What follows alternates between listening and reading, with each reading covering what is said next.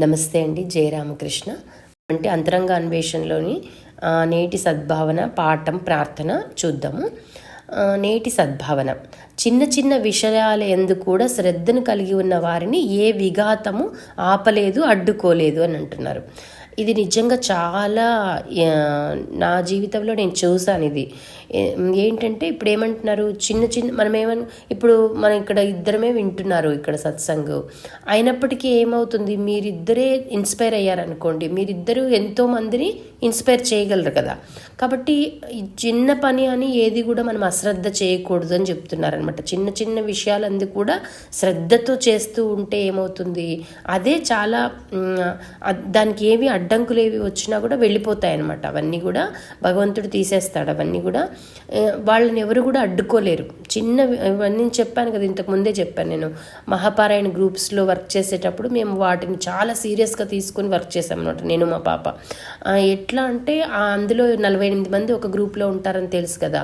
ఆ 48 మందికి రోజుకి ఒక 2-3 చొప్పున కాల్ చేసి వాళ్ళ గురించి తెలుసుకొని, వాళ్ళకి ఏమైనా ప్రాబ్లమ్స్ ఉన్నాయా, ప్రాబ్లమ్స్ అంటే ఏమైనా ఒక్కొక్కరి దగ్గర ఒక్కొక్కటి ఉంటాయి కదా, ఫైనాన్షియల్ ఇష్యూస్, రిలేషన్షిప్ ప్రాబ్లమ్స్, పిల్లల చదువుల గురించి, ఆరోగ్యం గురించి రకరకాల సమస్యలు చెప్తుంటారు కదా. వాటికి స్పిరిచువల్ వేలో కౌన్సిలింగ్ చేయడం అవన్నీ చేస్తూ వచ్చామన్నమాట. కాబట్టి ఆ 48 మంది అక్కడ గ్రూప్గా ఉన్నారు అంటే 48 మంది మనకు రెడీగా ఉన్నారు సేవలు తీసుకోవడానికి అని అర్థం అనమాట. సో అట్లా మేము వాళ్ళకి మళ్ళీ మిగతా వాళ్ళు అడిగిన జనరల్ ప్రాబ్లమ్స్ ఏవైతే ఉన్నాయో వాటికి ఏం చేసామంటే వాయిస్ మెసేజ్లు ప్రిపేర్ చేసేవాళ్ళం అనమాట.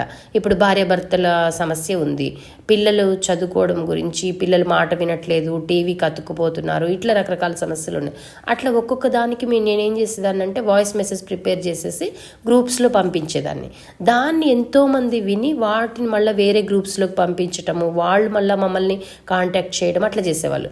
అట్లా నేను 10 క్లాసెస్కి నేను క్లాస్ టీచర్గా వర్క్ చేశాను అనమాట. 10 క్లాసెస్ అంటే 50x10 వేసుకుంటే ఒక 500 మంది దగ్గర వర్క్ చేస్తే ఏమవుతుంది, వాళ్ళు ఇంకా వేరే గ్రూప్స్లో వాళ్ళ రిలేటివ్స్, వాళ్ళ ఫ్రెండ్స్ ఉంటారు కదా, వాళ్ళకి ఇవన్నీ ఇన్ఫర్మేషన్ చేరవేసేవాళ్ళు అనమాట. చేరేసి అట్లా ఇంకొక 500 మంది మమ్మల్ని కాంటాక్ట్ చేస్తూ ఉండేవాళ్ళు. అట్లా వాళ్ళందరికీ కూడా సేవలు అందించడం అయితేనేమి, ఎవరైనా బాగలేదు అన్నప్పుడు వాళ్ళందరికీ గ్రూప్ ప్రేయర్ చేయించటము, ఇట్లాంటివన్నీ అలవాటు చేస్తూ వచ్చామన్నమాట. ఎర్లీ మార్నింగే పారాయణం చేస్తే ఏం జరుగుతుంది, అట్లా రకరకాలుగా వాయిస్ మెసేజెస్ ప్రిపేర్ చేసి పంపించుతూ ఉండేవాళ్ళము. సో మహాపారాయణ గ్రూప్ అడ్మిన్ కూడా మాకు చాలా ఎంకరేజ్ చేసేవాళ్ళు అనమాట. అందరినీ త్వరగా పారాయణాలు చేయించటము, లేజీగా ఉండకుండా ఫిక్స్డ్ టైంలోనే చేయమని చెప్పటము. అట్లా ఒక గ్రూప్ ఒక క్యాప్టెన్ అంటే 12 మెంబర్స్ ఉంటారు కదా, వాళ్ళని ఆ 12 మెంబర్స్ కలిసి ఒకే టైంకి చేయమని చెప్పేవాళ్ళం అనమాట. వాళ్ళందరూ మాట్లాడుకొని ఒకే టైంకి చేసేవాళ్ళు. అట్లా ఎలా జాయిన్ అయ్యేవాళ్ళు అంటే వాళ్ళ బంధువులు, వాళ్ళ ఫ్రెండ్స్ అందరు, లేదా కిట్టి పార్టీలో ఉండేవాళ్ళు, అట్లాంటి వాళ్ళు అందరూ కలిసి ఒక క్యాప్టెన్ హెడ్ కింద జాయిన్ అయిపోయేవాళ్ళు. వాళ్ళలో యాక్టివ్గా ఉండే వాళ్ళని క్యాప్టెన్గా చేసేవాళ్ళము, వాళ్ళకి సర్వీస్ చేయడం నేర్పించేవాళ్ళము. అట్లా బెంగళూరులో ఒక గ్రూప్ అయితే ఎర్లీ మార్నింగ్ 7కే పారాయణం ముగించేసేసి వాళ్ళు మధ్యాహ్నం 12 o'clock భజన్స్ హారతి చేసుకునే వాళ్ళు అనమాట. అట్లా ఎందుకు చెప్తున్నాను ఇది అంటే, చిన్న పనిని ఒక పెద్ద రిజల్ట్ లాగా ఎలా తీసుకురావాలి. మామూలుగా అందరూ ఏం చేస్తారు, పారాయణం చేయించడం, పోస్ట్ చేయించడము, ఇంకా అయిపోయింది అనుకుంటారు. అట్లా కాదు కదా. అట్లా కాకుండా వాళ్ళని ఇన్స్పైర్ చేసి వాళ్ళని మళ్ళీ ఇంకా కొత్త వాళ్ళని జాయిన్ చేసేటట్టుగా ప్రేరేపించి, వాళ్ళ ఊర్లలో ఆఫ్లైన్లో కొంతమంది ఏం చేసేవాళ్ళు, వాట్సాప్ నంబర్స్ లేని వాళ్ళని కూడా తీసుకొని వాళ్ళందరినీ సపరేట్ క్లాస్గా యాడ్ చేసామన్నమాట. చేసి ఏం చేసాము, వాళ్ళలో ఒక నంబర్, ఒక ఊర్లో ఒక 12 మంది జాయిన్ అయ్యారనుకో, లేదా ఒక 20 మంది జాయిన్ అయ్యారు, వాళ్ళలో వాళ్ళ ల్యాండ్లైన్ ఫోన్కి కాల్ చేసేవాదాన్ని. కాల్ చేసేసి నేను రికార్డ్ చేసినవి పెట్టేదాన్ని అనమాట. వాళ్ళు అక్కడ ఒక టెంపుల్లోనో లేకపోతే ఒకరి ఇంట్లోనో కూర్చొని వినేవాళ్ళు. అట్లా వాళ్ళు ఇన్స్పైర్ అయ్యేవాళ్ళు. కొంతమంది వృద్ధులు ఉండేవాళ్ళు, వాళ్ళకి ఫోన్లు లేకపోయినా ఒక వృద్ధురాలకి ఫోన్ ఉందనుకోండి, ఒక ఆమెకి ఫోన్ ఉందనుకోండి, ఒక ముసలావిడికి, ఆ ఫోన్తో మిగతా వాళ్ళందరూ వినేవాళ్ళు. అంటే దీని లెక్కన ఒక నంబరు మన గ్రూప్లలో ఉంది అంటే వాళ్ళు కనీసం ఒక 100 మందికి వాళ్ళు మన మెసేజ్లను పంపించేవాళ్ళు అనమాట.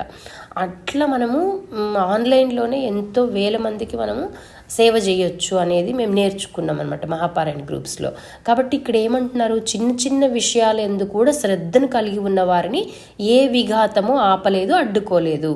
అంటే అంత చిన్న పనిని కూడా చాలా శ్రద్ధగా చాలా దైవీభావంతో చేస్తున్నప్పుడు ఏమవుతుంది, ఏ అడ్డంకులు మనల్ని ఆపలేవన్నమాట. మాకు కూడా ఇబ్బందులు వచ్చేవి మహాపారాయణ గ్రూప్స్లో. కొంతమంది అడ్మిన్స్తో మీరేదో చాలా ఏదో చేస్తున్నారని, కొంతమంది ఈర్ష్య అసూయ భావాలు ఉండేవి కొంతమందికి. అట్లా కొన్ని ఎదుర్కొన్నాము. అయినప్పటికీ కూడా మేము చాలా హాయిగా భగవంతుని దయ వల్ల, బాబా దయ వల్ల చాలా చాలా సేవలు చేయగలిగామన్నమాట. వాళ్ళకి మళ్ళీ ఏం చేసేవాళ్ళము, రామకృష్ణ మఠంలో ఏం జరుగుతుందో అటువంటి సేవల్ని కూడా వాళ్ళకి అందించేవాళ్ళము. ఆర్యజనని అయితేనేమి, బాల వికాస్ అయితేనేమి, అట్లా వాళ్ళ పిల్లల్ని కొంతమంది మాకు కనెక్ట్ చేసి వాళ్ళ కౌన్సిలింగ్ ఇప్పించుకునేవాళ్ళు. ఇట్లా రకరకాలుగా వాళ్ళ పిల్లల్ని మార్చడానికి ప్రయత్నం చేసేవాళ్ళము. ఇట్లా ఉండేదన్నమాట. కాబట్టి మహాపారాయణ గ్రూప్ అనేది చాలా చిన్న విషయం చాలామందికి. ఏదో అక్కడ ఆ రోజు మనకు చాప్టర్స్ అలొకేట్ చేస్తారు, మనం పారాయణం చేసుకోవాలి, వెళ్ళిపోవాలి, ఇంతే అని అనుకుంటారు కదా. దాంట్లో ఎంతమంది ఇప్పుడు యుఎస్ఏకి సంబంధించిన డివోటీసు, యూకేకి సంబంధించిన డివోటీసు అట్లా కూడా ఉంటారు కదా. వాళ్ళని మళ్ళీ వాళ్ళకి సెపరేట్ గ్రూప్స్ పెట్టుకునే వాళ్ళం అనమాట. వాళ్ళ టైమింగ్స్ని బట్టి వాళ్ళు మళ్ళీ మా చేతి సత్సంగాలు చెప్పించుకునే వాళ్ళు. అక్కడ ఒకరింట్లో సమావేశం యుఎస్లో బాగా జరిగేవి మాకు. అక్కడ డివోటీస్, తెలుగు డివోటీస్ అట్లాంటి వాళ్ళు కూడా దొరికారు. కాబట్టి అట్లా వాళ్ళని మేము మోటివేట్ చేసేవాళ్ళము. ఈవెన్ తమిళనాడులో కూడా కొంతమంది మంచి డివోటీస్ ఉన్నప్పుడు వాళ్ళకి నాకు చేతనైన మేరకు వాళ్ళకి ఇంగ్లీష్లో సత్సంగ్ చెప్పేదాన్ని. అట్లా హిందీ డివోటీస్ కొంతమంది సత్సంగ్ చెప్పించుకునే వాళ్ళు. ఇట్లా ఎంతమంది అంటే అసలు రకరకాల గ్రూప్స్ని ఫామ్ చేసామన్నమాట అట్లాగా మేము. కాబట్టి ఇదంతా కూడా మళ్ళీ ఏమైంది, కొంతమందితో మాట్లాడేటప్పుడు కొంతమంది పెద్ద పెద్ద ఆఫీసర్స్ అట్లాంటి వాళ్ళు జాయిన్ అయిన వాళ్ళు ఉన్నారు, రిటైర్డ్ పీపుల్. నాబార్డ్లో పనిచేస్తారు. నాబార్డ్ అంటే ఇదే అనమాట, రూరల్ డెవలప్మెంట్ కోసం పనిచేస్తుంది. అది పెద్ద బ్యాంక్ అనమాట, వరల్డ్ బ్యాంక్ లాగా. అక్కడ పనిచేసినటువంటి ఒక పెద్ద ఆఫీసరు, ఒక ముసలాయన దొరికారనమాట. ఆయనతో నేనేం చేశాను, రైతులకు సంబంధించి వాళ్ళు వర్క్ చేసి ఉంటారు వాళ్ళు చాలా ఇయర్స్. సో అవన్నీ రైతులకి ఎట్లా నేను సహాయం చేయొచ్చు, ఎట్లా సేవ చేయొచ్చు అని ఆయన దగ్గర ఆయన ఒక్కొక్కసారి ఫోన్ చేసి నాకు 1 గంట సేపు క్లాస్ తీసుకునే వాళ్ళు అనమాట. నేను అదంతా నోట్ చేసుకుంటూ వినేదాన్ని. ఆయన మళ్ళా ఇంటర్నేషనల్ వేరే వేరే దేశాల్లో రైతుల కోసం పనిచేస్తున్నటువంటి ఆఫీసర్ని ఒక ఆయన్ని మా ఇంటికి పంపించారు. చూడండి, మహాపారాయణ గ్రూప్స్ని ఉపయోగించుకుని ఎంత చేశాము అనేది నేను చెప్తున్నాను. అంటే చిన్నది ఉపయోగించుకుంటే ఎంత పెద్దగా మనం పని చేయొచ్చు అనేది ఇక్కడ చెప్తున్నారు. నేటి సద్భావన అదే అనమాట. కాబట్టి ఆయన మళ్ళీ ఒక పెద్ద ఆఫీసర్ని మా ఇంటికి పంపిస్తే ఆయన దగ్గర కొంత నేర్చుకున్నాం అనమాట. ఇంకా కొంతమంది వాలంటీర్స్ని కూడా మా ఇంటికి పిలిచి మేము మీటింగ్ పెట్టుకుని, ఆయన ఇప్పుడు రెడీగా ఉన్నారు. గ్రామాల్లో FPO అంటారు, ఫార్మర్ ప్రొడ్యూసర్ ఆర్గనైజేషన్స్. అంటే కొంతమంది 100 మంది ఫార్మర్స్ని కలిపి ఒక గ్రూప్గా చేసి ఒక కంపెనీ లాగా పెట్టి, ఆ ఊర్లో ఇప్పుడు టమాటాలు ఎక్కువ పండుతున్నాయి అనుకోండి, టమాటాలు వేస్ట్ అయిపోకోకుండా ఏం చేస్తారు అంటే టమాటా సాస్ని ఎలా తయారు చేయాలి అనేది నేర్పిస్తారనమాట రైతులకు. అక్కడ ఒక కంపెనీ లాగా పెట్టి, అంత ఒక ఫ్యాక్టరీ లాగా పెట్టి, అదంతా చాలా పెద్ద విషయం. అట్లాంటివన్నీ ఆయన దగ్గర నేర్చుకున్నాం అనమాట. ఆయన అట్లాంటి వాటిలో ఎక్స్పర్ట్ అనమాట. సో అట్లా రకరకాల వాళ్ళని నేను మహాపారాయణ గ్రూపుల ద్వారానే కలుసుకోగలిగాను. చూడండి, ఎవరైనా నమ్ముతారా చెప్పండి, ఇంత జరుగుతుంది లోపల అంటే. కాబట్టి మనం ఆన్లైన్ గ్రూపులని మనం ఏమీ చేయాల్సిన పని లేదు. కాబట్టి ఇప్పుడు మేము ఆన్లైన్ ట్యూషన్స్ కూడా స్టార్ట్ చేస్తున్నాము పల్లెటూర్లలో చెప్పించడానికి. కాకపోతే అక్కడ వాళ్ళకి వైఫై కానీ అదంతా ఉండటము అదంతా ముఖ్యం. కాబట్టి అదంతా ఉన్న ఊర్లలో ముందు స్టార్ట్ అవుతున్నాయి అన్నమాట. స్క్రీన్ పెట్టి కూడా స్టార్ట్ చేస్తున్నారు స్వామిజీ వాళ్ళు. కాబట్టి మనము చిన్న పని కదా అని ఎప్పుడు కూడా నెగ్లెక్ట్ చేసుకోకుండా నేర్చుకుంటే ఏమవుతుంది, దాన్ని చాలా పెద్దగా తీసుకొని చేస్తే మాత్రం పెద్ద రిజల్ట్ వస్తుందన్నమాట మనకి. అదే చెప్తున్నారు వీళ్ళు. ఇప్పుడు పాఠంలోకి వెళ్దాము. మనలో సరైన విశాల దృష్టి, అప్రమత్తత ఉంటే తప్ప అవరోధాలను అధిగమించడం సాధ్యం కాదు. కాబట్టి మనలో సరైన దృష్టితో చూడాలి. ఏదైనా ఇప్పుడు మహాపారాయణ నేను మాత్రమే ఎందుకు అలా చూశాను అంటే, నాకు అక్కడ ఎక్కువ మంది పీపుల్ కనిపించేటప్పటికి ఈజీగా ఇంట్లో నుంచే సేవలు చేయొచ్చు కదా. నేను ఇంతవరకు ఎక్కువ సేవలన్నీ కూడా ఇంట్లో నుంచి చేయగలిగాను కాబట్టి ఈజీగా ఉంటుంది కదా అనే ఉద్దేశంతో దాన్ని సరైన దృష్టితో చూడడం జరిగిందనమాట. జ్ఞాన సముపార్జనం అనే కవచంతో మనల్ని మనం రక్షించుకునే ప్రయత్నం చేయాలి. సో జ్ఞానం ఉంటేనే కదా, ఇప్పుడు రైతుల గురించి జ్ఞానాన్ని సంపాదించుకుంటేనే రైతులకు మనం సహాయం చేయగలము. పిల్లల గురించి నాలెడ్జ్ సంపాదించుకుంటేనే స్టూడెంట్స్కి మనము కౌన్సిలింగ్ చేయగలము. పేరెంట్స్ని ఎలా మనము ఇది చేయాలి, మోటివేట్ చేయాలి అని జ్ఞానం సంపాదించుకుంటేనే పేరెంటింగ్ క్లాసెస్ మనము జరపగలము. అట్లా నేను ప్రతి ఒక్క దాని గురించి జ్ఞానం సంపాదించుకుంటూ ముందుకు వెళ్ళాను అనమాట. కాబట్టి జ్ఞానాన్ని ఫస్ట్ మనము జ్ఞానం అనే కవచంతో మనల్ని మనము రక్షించుకోవాలని చెప్తున్నారు. జ్ఞానం శాశ్వతమైనది మరియు సంరక్షించేది. అంతే కదా, జ్ఞానం ఉంటేనే ఇప్పుడు 10 మందిలో అక్కడ వెళ్ళి అంత పెద్ద డయాస్ మీద ఎలా మాట్లాడగలిగాము అంటే జ్ఞానం ఉంది. జ్ఞానం వలన ధైర్యం వస్తుంది, మనకి నలుగురిలో మాట్లాడే శక్తి వస్తుంది.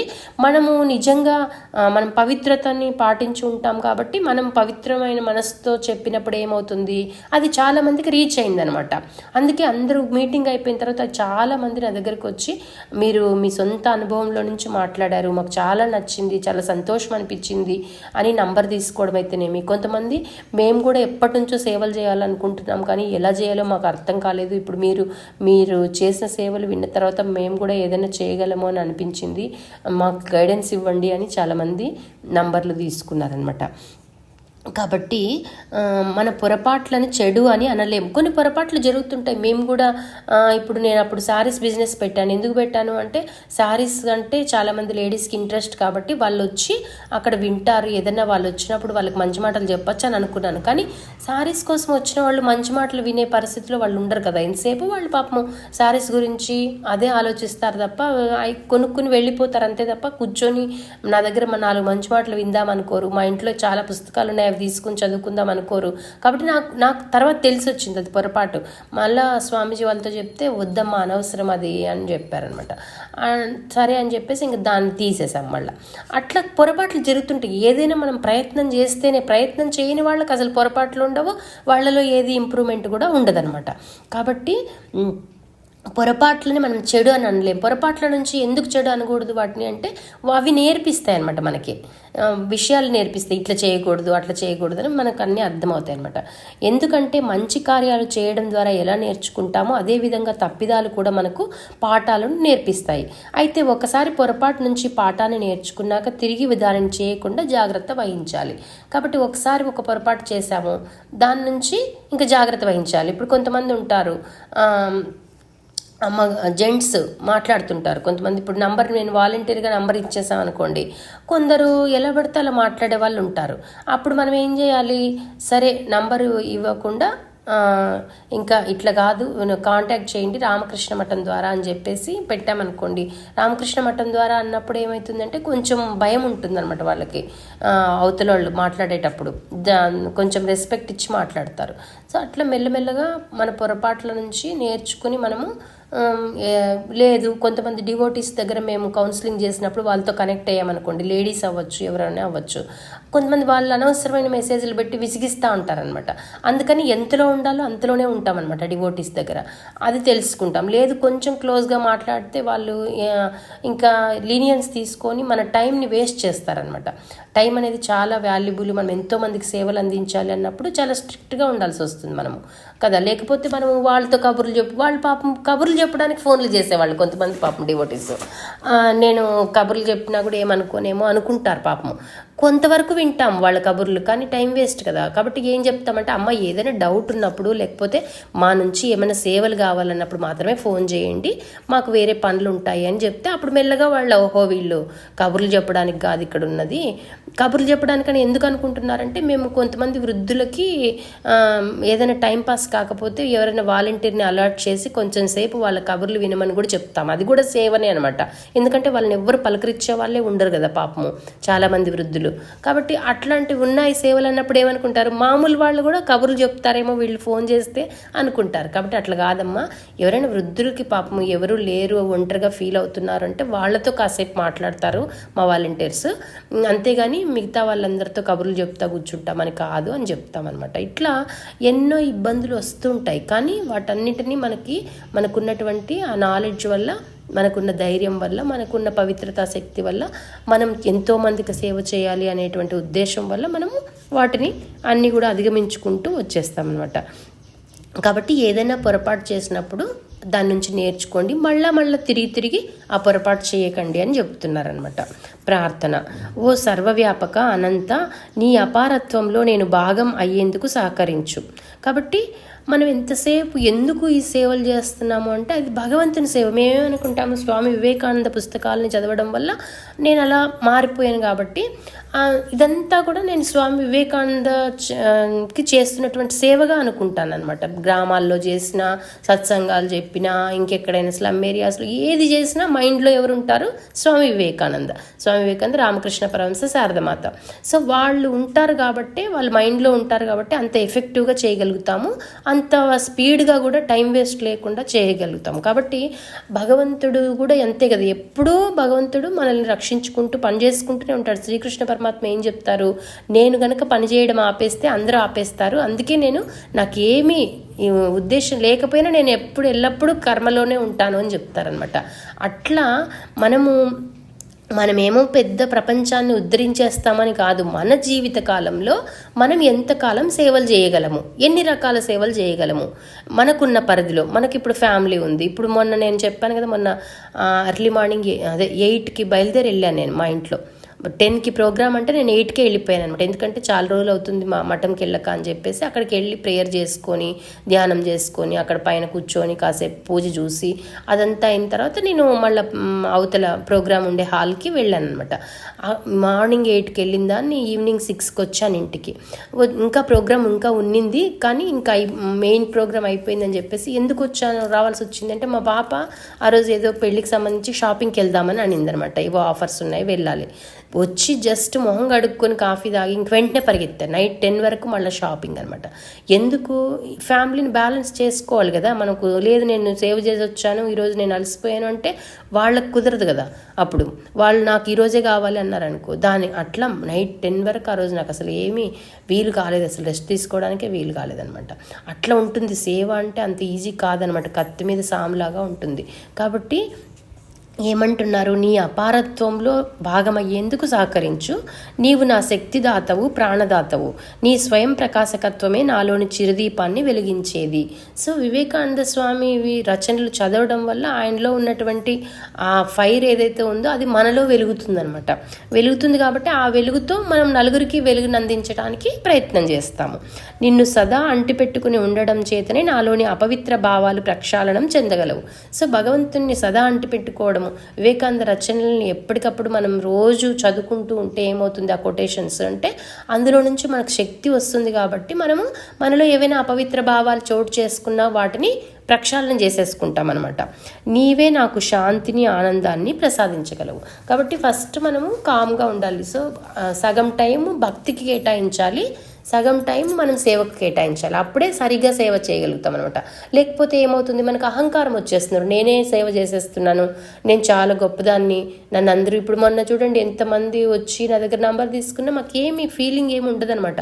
సరే తీసుకున్నారు, తర్వాత కాంటాక్ట్ చేసేవాళ్ళు, మన సేవల్ని వినియోగించుకునే వాళ్ళు చాలా తక్కువ మంది ఉంటారు. ఏదో అప్పటికప్పుడు వాళ్ళు ఇన్స్పైర్ అయ్యి కొంతమంది తీసుకుంటారనమాట నంబర్స్. తర్వాత వాళ్ళతో ట్రావెల్ చేసేవాళ్ళు చాలా తక్కువ మంది ఉంటారు. నిన్న కూడా నేను మన గ్రూప్లో పోస్ట్ చేశాను కదా, అది క్వశ్చన్స్ అడిగారు కొంతమంది. క్వశ్చన్స్ అడిగినప్పుడు ఉన్నంత ఇంట్రెస్ట్ మళ్ళీ మన ఆన్సర్ ఇచ్చినప్పుడు దాన్ని వినడంలో ఉండదన్నమాట. వాళ్ళకి ఇంట్రెస్ట్ చాలా తక్కువ మందికి ఉంటుంది. కాబట్టి మన పని మనం చేసుకుని వెళ్ళిపోతూ ఉండడమే. భగవంతుని యొక్క ఆ ప్రకాశకత్వాన్ని తీసుకుని మనము లోపల మన అంతరాత్మని వెలిగించుకుని మనం నలుగురికి వెలుగుని పంచడానికి ముందుకెళ్ళాలి అనేది ఈరోజు ప్రార్థన అనమాట.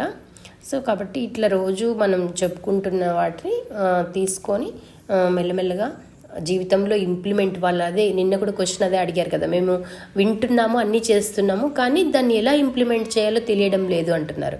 మనము ఇంప్లిమెంట్ చేయడానికి మనం హోంవర్క్లు అవన్నీ ఇస్తున్నాం కదా మన సత్సంగ్స్లో. సో నేను అది కూడా చెప్పాను అనమాట, ఇట్లా మా సత్సంగ్స్లో మేము హోంవర్క్స్ ఇస్తున్నాము అంటే వాళ్ళు చాలామంది చాలా హ్యాపీగా ఫీల్ అయ్యారు. ఓహో ఇట్లా చేస్తున్నారా, మేము కూడా ఇలా చేయొచ్చు కదా అని అనుకున్నారనమాట. ఎక్కడ ఏ గ్రూప్లలో హోంవర్క్లు ఎక్కడ కూడా ఇవ్వడం లేదనమాట, మన గ్రూప్లోనే ఇలాంటివి నడుస్తున్నాయి. కాబట్టి మనం వాటిని ఉపయోగించుకుంటూ ముందుకు జీవితంలో ముందుకెళ్ళడం అయితేనేమి, ఆధ్యాత్మికంగా మనం పురోభివృద్ధి చెందడం అయితేనేమి చేద్దాం. సరేనా? సర్వం శ్రీరామకృష్ణార్పణమస్తు. లోకా సమస్త సుఖినో భవంతు. జయ రామకృష్ణ. Thank you.